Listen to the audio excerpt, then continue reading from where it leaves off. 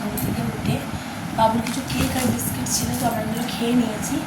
তো আজকে ভেবেছিলাম স্নান করতে যাবো না, আসলে হাত পা এত ব্যথা হয়েছে ভেবেছিলাম যে যাবো না। তো তন্ময় বলছে চলো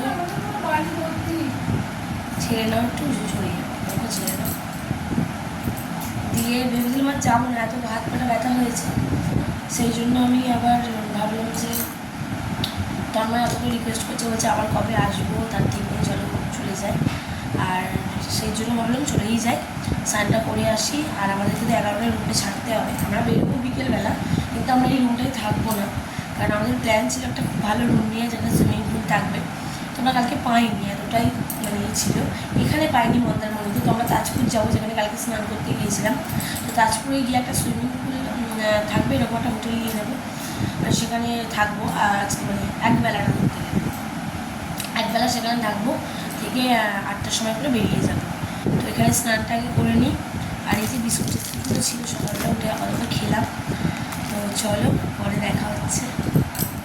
স্নান করে চলে এসে রেডি হয়ে গেছি, এবার যাবো তাজপুরে ওখানে একটা হোটেল নেবো একটা দিনের জন্য। বেড়াতে চলে যাবো, বেরিয়ে যাবো। বাবারও আমরা স্নান করে চলে এসেছি। তো এবার টিফিনটা করতে যাবো, টিফিনটা করে এসে আমরা বেরিয়ে যাবো সবাই। আবার তুমি সমুদ্রে কেমন করে এনজয় করে দাও, কেমন করে ঢেউ খেলে। তো ঠিক আছে, কেমন করে ঢেউ খেলে বলে দাও। হ্যাঁ, আমার সাঁতার কাটবো বলে মাথা খারাপ, তোকে বলেছি সাঁতার তো কাটবো অবশ্যই সুইমিং পুলে গিয়ে, তাই তো। তো চলো কোন হোটেলটা নেবো তোমাদের সাথে শেয়ার অবশ্যই করবো। তো চলো। তো তারপরে আমরা সবাই মিলে রেডি হয়ে বেরিয়ে পড়েছি। তো ভাবলাম 11টা যখন বেরিয়েই যাচ্ছে, তো রুমটা একবারে ছেড়েই দিই, ছেড়ে তারপর খাওয়া দাওয়া করতে যাব। যেহেতু গাড়ি ছিল আমাদের, তো অসুবিধে ছিল না।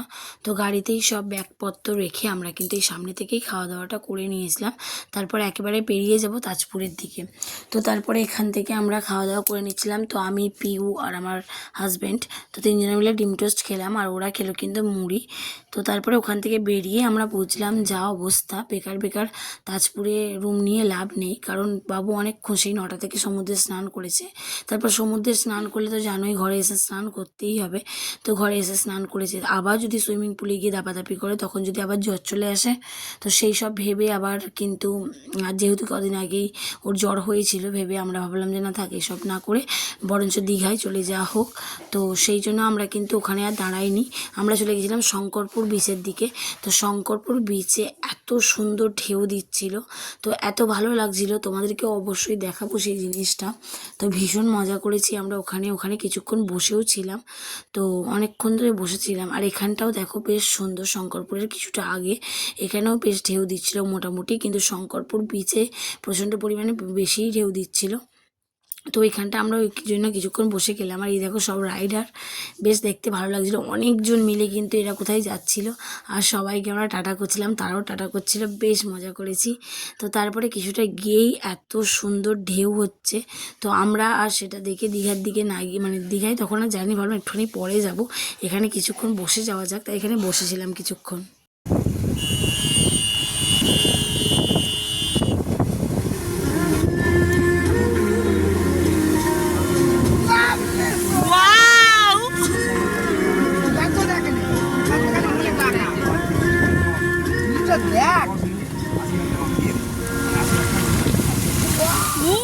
এই ভিডিও লাভলি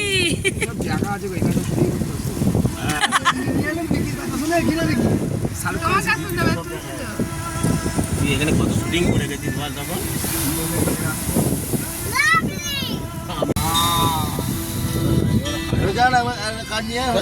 এই তো না এখন দাঁড়াবো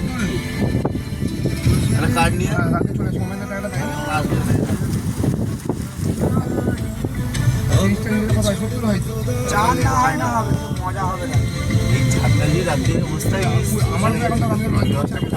সেটাও করা সেটাও তো জগন্নাথ মন্দির দীঘায় চলে এসেছি। তো তো মন্দিরটা এখন বন্ধ আছে, মন্দিরটা বন্ধ আছে মানে মন্দিরের ভিতরটাও বন্ধ আছে। 3টের সময় খোলা হবে, তবে ঠাকুরের দর্শন পাওয়া যাবে না, যেহেতু সামনে রথ।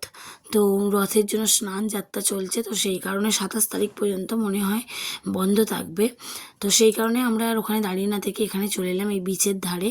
বেশ হাওয়া দিচ্ছিল, অনেকক্ষণ বসেছিলাম এখানে আমরা চাদর পেতে সবাই মিলে কিন্তু বসে পড়েছিলাম। তারপরে একটু সময় কাটিয়ে চলে গেলাম এই যে জগন্নাথ মন্দিরে। তো দেখো মন্দিরটা খুব সুন্দর, এত সুন্দর হয়েছে, বেশ দেখতে ভালো লাগছে। দেখো সবাই তো আর পুরী যেতে পারে না, আর সবার পক্ষে সম্ভবও হয় না পুরী যাওয়া। তো সেক্ষেত্রে এই যে মন্দিরটা এখানে বানানো হয়েছে, তো সেই সবারই খুব ভালো লাগবে আশা করি। তো এখন এই মন্দিরটার কারণেই কিন্তু আরও দীঘায় ভিড় হচ্ছে, এমনি দীঘায় ভিড় হয়, তো এই মন্দিরটা দেখার জন্য কিন্তু আরও ভিড় হচ্ছে। তবে এখানকার আমি জানি না, আমি এখানে রুম নিয়ে থাকিনি, তবে বেশিরভাগ মানুষই বলছে এখানকার কিন্তু রুমের ভাড়া তিন ডবল করে দিয়েছে, মানে শুধুমাত্র এই মন্দিরটাই যেহেতু দেখার জন্য অনেক লোক আসছে, তো সেই কারণে দামটা এতটাই বাড়িয়ে দিয়েছে। মানে মন্দিরটার হাফ খরচা মনে হয় এই হোটেলওয়ালারাই তুলে নিচ্ছে। তো যাই হোক, সেসব নিয়ে কিছু বলতে চাই না। তো এত সুন্দর ছিল মন্দিরটা, তোমরা দেখতেই পাচ্ছ, আমি কালকে ছবিও ছেড়েছিলাম, ভীষণ সুন্দর ছিল।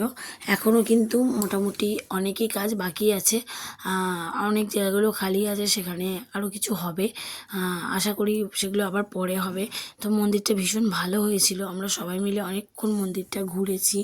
আর ঠাকুরের দর্শন পাইনি ঠিকই, তবে ওখানে কিন্তু ঠাকুরের প্রসাদ দেওয়া হচ্ছিল, সেই প্রসাদ, ঠাকুরের ফুল সব কিছুই পেয়েছি, ভীষণ মজা করেছি সবাই মিলে আমরা। তো আমি, তন্ময় আর বাবু ফার্স্টে চলে এসেছি। আসলে দুপুরের দিক, তখন দুপুর 3টে 3:30 এরকম বাজে, 3:30, এতটা পরিমাণে রোদ ছিল যে সেখানে কিন্তু দাঁড়ানো যাচ্ছিল না। আমরা তাড়াহুড়ো করে মন্দিরটা ঢুকে পড়েছি। তো এই যে বললাম দেখো প্রসাদ আর ফুল দিচ্ছিল, তো সেটা আমরা সবাই মিলে নিয়ে নিয়েছিলাম, নিয়ে সবাই মিলে খাওয়া দাওয়া করে নিয়েছিলাম। তো চলো তোমাদেরকে বাইরে থেকে একবার মন্দিরটা দেখাই। তো দেখো মন্দিরটা কি সুন্দর লাগছে, ভীষণ ভীষণ সুন্দর হয়েছে। আমি শুধু ভাবছি কত কষ্ট করে এগুলো বানাতে হয়, পাথর কেটে। তো যাই হোক, মন্দিরটা দর্শন করে আমরা কিন্তু চলে এসেছিলাম এদিকে সমুদ্রের ধারে, আবার বিচের ধারে। এবার তারপরে আমরা ওখানে বসে সময় কাটিয়ে পিউ আর আমি কিন্তু পেয়ারা মাখা নিয়ে নিয়েছিলাম। পেয়ারা মাখাটা খেতে খুব ভালো লাগে, আইসক্রিম টাইসক্রিম অনেক কিছুই খেয়েছি। তো তারপরে বেরিয়ে পড়েছিলাম বাড়ির উদ্দেশ্যে। তো রাস্তা থেকে খাওয়া দাওয়া করে তারপরেই কিন্তু আমরা বাড়ি গিয়েছিলাম। তো মনটা ভীষণ খারাপ হয়ে গেল, দুদিন সবাই মিলে অনেক আনন্দ করে কাটিয়েছি, কিন্তু এই বাড়ি যাওয়ার সময়টা ভীষণ কষ্ট লাগে। এই যে সময়টা চলে যাচ্ছে, বাড়ি গেলেই তো আবার সেই ঘরবন্দি, কিন্তু কী আর করা যাবে, বাইরে তো সারাদিন ঘোরা যায় না। তো চলো বন্ধুরা, এই ভিডিওটা এই পর্যন্ত, কেমন লাগলো জানিও।